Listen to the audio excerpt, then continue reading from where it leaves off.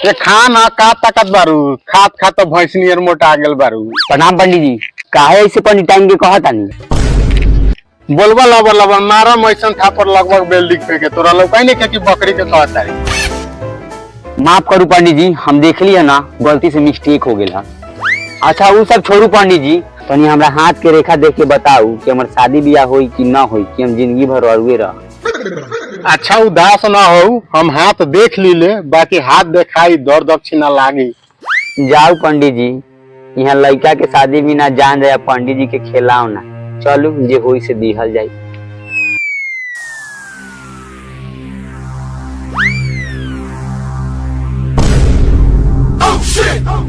का भाई पंडित जी? बेटा तोरा रेखा में तो दोष बा, शनि के दशा भारी बा, तोरा घर के पीछे आंगन बारी बा। ई का कहतानी पंडित जी? जे कहतानी उ ठीक कहतानी, तू कबो बाप न बन पाइबे। ई का कहतानी पंडित जी? यहाँ तो हमार शादी होते नहीं खे, रउरा बाप बनावे के फिराए बाड़ी। हम उहे कहतानी ये जन्म में बेटा तोर शादी उदी ना हो पाई। ना ए पंडित जी, एंगा ना कही, कुछ उपाय लगाई। उपाय तो बा, बाकी छोड़ तोरा से न हो पाई। ना ना बताओ ना पंडित जी, हो जाई? ना हो पाई तोरा से। अच्छा बताओ ना, हो जाई हो जाई हो जाई। हाँ हो जाई। देख तोहर बाप पिछला जन्म के शादी में दहेज ले रहो, ओकरे पाप के सजा तोरा मिले। ओहो, उल्टा सरवा हमरे के दोष लगावले कि कमा ले न, ये से कोई बियाह नहीं के होत। पंडित जी रउरा उपाय बताऊ, देखले कौन सरवा हमर बियाह हो से रोक देवले। देख बाबू, बाजा गाजा के साथ राइट 12 बजे तोरा एगो जुआल बकरी से बियाह करे को, वही बेर से तोहर दोस्त सारा खत्म हो जाई। तब देख तोरा पीछे कैसे लड़की के लाइन लग जाई। अच्छा ठीक है पंडित जी, हैली दक्षिणा हिचकिचाऊ ना, शादी ब्याह करावे के बाप नहीं के मिली आवड़ी दर दक्षिणा। प्रणाम पंडित जी।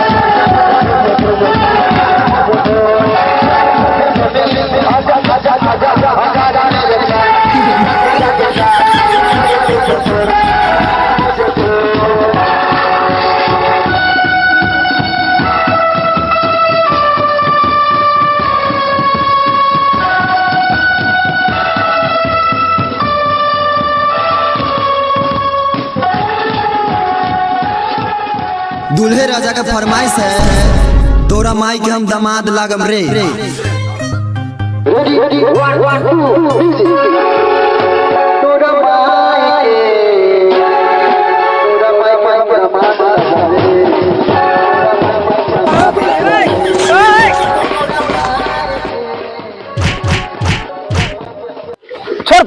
छोड़ बकरी से बिया हुई बात इतना काटामारी कैले बारे, तोनी के साचो में बिया हुई तो क्या कर दे।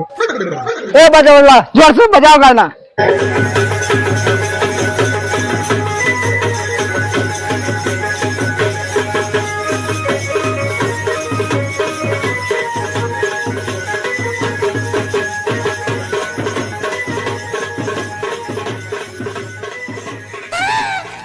ठीक बा, तो चल जा लटकन चौक जाके नाश्ता पानी कर लिया, चले जाइले हम बियाह करके अपन दोस्त दूर कर लेवे। जा सब। प्रणाम पंडित जी। आओ जजमान, बैठू रउआ सारा व्यवस्था करके हम रख ले बारू, बैठू।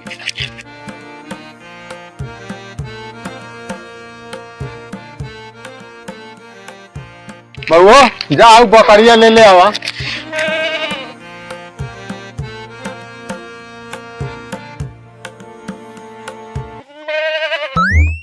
तब जजमान मंत्र पढ़ू। हाँ पंडित जी पढ़ल जाओ, चट मंगनी पढ़ जा। जजमान पहले अक्षत ले लू। दूल्हे का चेहरा सुहाना लगता है, दुल्हन का सामान पुराना लगता है। स्वाहा। शादी हो जाने के बाद नंबर देके जाइएगा, डीपी बढ़िया लगाइएगा। स्वाहा। पंडिताइन तक मालवा ले आऊ।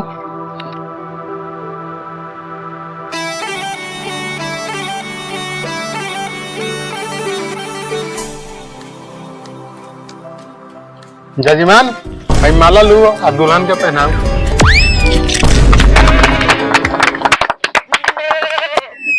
जाओ 2-4 को दूबी खोट ले आओ। मन में लड्डू फूटा। मौका मिलल बा तो पुनिया ने झाड़ के आवे था। पंडित जी आज आप वेद पढ़ाओ, हम अभी तक पेशाब सब करके। ठीक है जजमान आओ।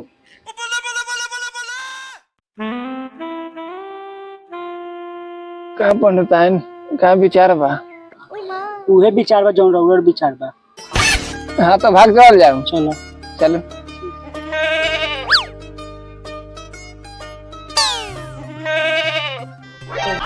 अरे साला बापा तो पंडितान के लेके भाग गए। अरे भैया बापा तो पंडितान के लेके भाग गए।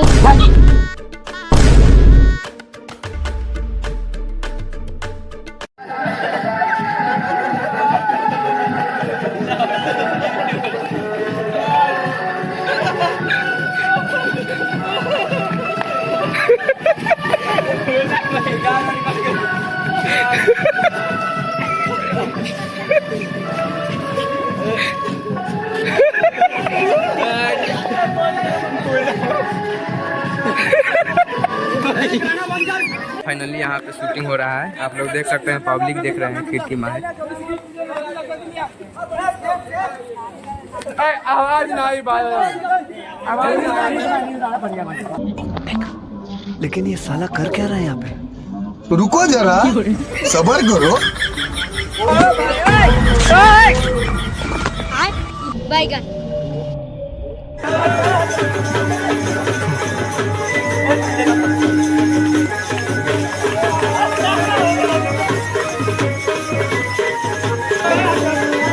चल चल डांस करेगा।